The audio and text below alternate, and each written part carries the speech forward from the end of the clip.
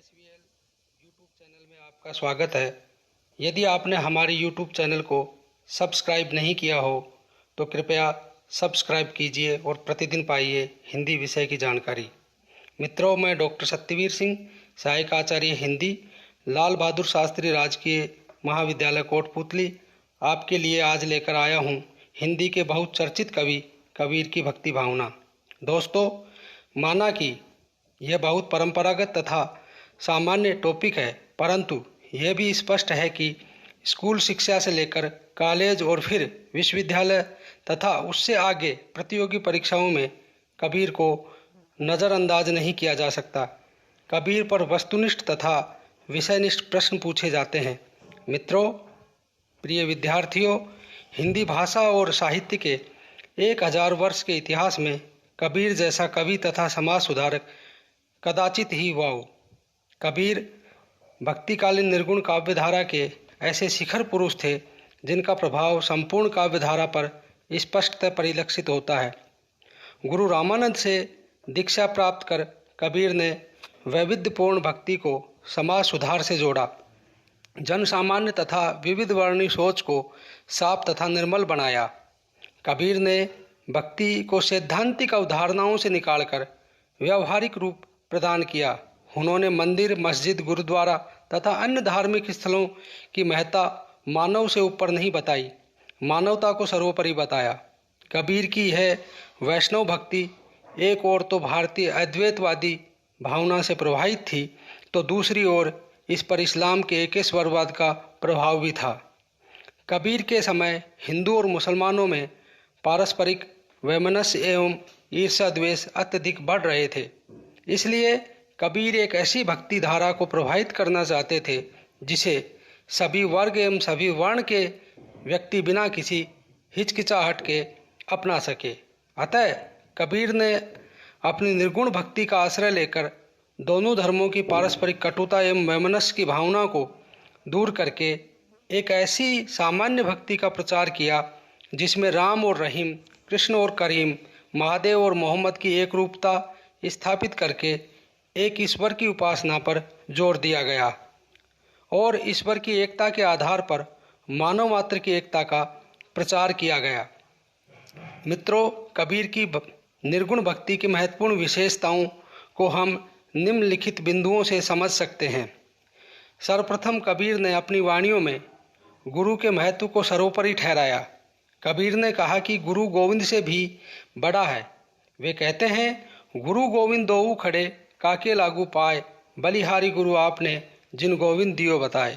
कबीर इससे दिगर एक अन्य साखी में बहुत महत्वपूर्ण बात कहते हैं।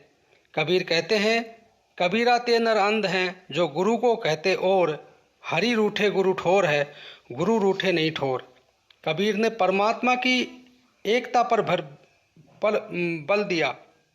कबीर ने हिंदुओं के बहुदेववाद तथा मुसलमानों के एकेश्वरवाद के विरुद्ध एक परमात्मा का प्रसार किया जो घट घटवासी है, सर्वत्र रमा हुआ है, निर्गुण तथा निराकार है। कबीर ने मुसलमान का एक खुदाई कबीर का स्वामी रहा समाई कहकर मुसलमानों का और अपरंपार के नाऊ अनंत या जाके मुख माथा नहीं, ना ही रूप करूप आदि कहकर हिंदुओं की बहुदेववादी उपासना का विरोध किया। मित्रों, निर्गुण भक्ति में ईश्वर के नाम स्मरण को अत्यधिक महत्व दिया गया है। कबीर ने भी परमात्मा के नाम को ही ब्रह्म माना है। कबीर ईश्वर के शारीरिक रूप के स्थान पर उनके नाम को महत्व देते हैं। साथ ही कबीर ईश्वर नाम की उस पद्धति का विरोध करते हैं जिसमें जग दिखावा या चिल्लाने की भावना हो। कबीर कहते हैं, माला तो कर में फिरे, जीव फिरे मुख माही, मनवा तो 10 दिशी फिरे, सो तो सुमरन नाही। अर्थात माला तो हाथ में फिरती है और जीभ मुख में फिरती है, परंतु मन 10 दिशाओं में फिरता है। मानव का मन पर नियंत्रण ही नहीं है। कबीर ऐसे नाम स्मरण का प्रबल विरोध करते हैं। कबीर अपनी भक्ति पद्धति में माया, मोह, कनक कामिनी, काम, क्रोध, लोभ आदि को छोड़ते हुए विशुद्ध आचरण पर बल देते हैं। कबीर सज्जनों की संगति और दुष्टों से दूरी की बात भी कहते हैं। वे कहते हैं, कबीर संगति साधु की बेगीजे करीजे जाए, दुर्मति दूर गवाई सो देसी सुमति बताए। मित्रों, इससे अलग कबीर ने गौतम बुद्ध के मध्यम मार्ग का अनुसरण करते हुए कहा कि हमारी न तो पूरी तरह से गृहस्थ में आसक्ति होनी चाहिए तथा न ही गृहस्थ का परित्याग करना चाहिए। कबीर कहते हैं कि एक साधक को एकांत या जंगल में जाने की आवश्यकता नहीं, बल्कि अपने मन को वश में रखने वाला व्यक्ति गृहस्थ होकर भी वैराग्यपूर्ण जीवन व्यतीत कर सकता है। अर्थात कबीर बुद्ध के उस कथन के समर्थक हैं कि सितार के तार को इतना न खींचो कि टूट जाए तथा इतना ढीला भी न करो कि बेसुरा हो जाए। मित्रों, कबीर की भक्ति में सूफियों जैसा माधुर्य भाव भी है। कबीर के काव्य में आत्मा और परमात्मा के पारस्परिक योग का वर्णन बहुत ही भाव विभोर करने वाला है। उसमें विरह की जो तीव्रता है, उसमें हमें माधुर्य भाव का एहसास होता है। कबीर की आत्मा अपने निर्गुण एवं निराकार परमात्मा के लिए विरह व्यथित नारी की भांति छटपटाती हुई अंकित की गई है। उसे न दिन में सुख मिलता है, न रात में, न जागने पर सुख मिलता है और न स्वप्न में, न धूप में सुख मिलता है और न छाँव में। कबीर कहते हैं, बांसुरी सुख ना रैणी सुख, ना सुख सुपने माही, कबीर बिछुटा राम सु, ना सुख धूप न छाई। इससे आगे कबीर एक अन्य साखी में कहते हैं कि यह तन जारो मसी करूं, जो धुआं जाए सरगी, मतिवे राम दया करे, बरसी बुझावे अग्गी। अतः विरहिणी की भांति अत्यंत व्यथित आत्मा का चित्रण करके कबीर ने माधुर्य भाव की भक्ति को अपनाया है।